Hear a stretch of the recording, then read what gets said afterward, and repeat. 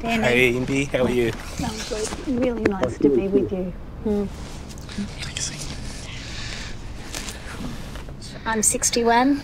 My proudest thing is being a mum of 3 beautiful kids. I'm a proud Warramai man from Port Stephens area. Also my 2 boys, big part of my life. Danny, I have a lived and a living experience of suicide. Our youngest son had a horrendous trauma happen to him when he was 12, and we lived with the fear of him taking his own life. Yeah.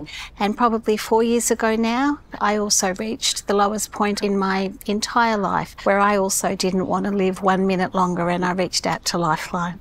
My 14-year-old boy, back in 2018, he took his own life. I'm so sorry. After a couple of years of struggling, he was bullied at school. Just come to that stage, he didn't want to be here anymore. And so now it's our ambition to try and help other people to see that there is help out there to get them through these dark times. And boy, would he be proud of his dad. I hope so. He would be. People are probably quick to judge other people, but until they've sort of walked into their shoes, they don't know what people are going through. A stigma I think that exists with suicide, Danny, is that it's mostly young people. Yep. But it can be a mother, it can be a young man, it can be someone on the street, a professional person. And I'm sure I'm an example of this. People would think, you know, how could you have felt like that? Yeah. And yet I did. Yeah. Just shows you it can happen to anyone and any family.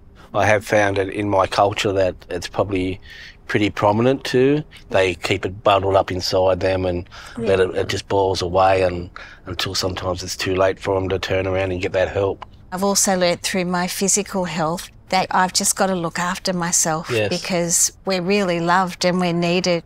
My sort of safe haven place is I go to the beach.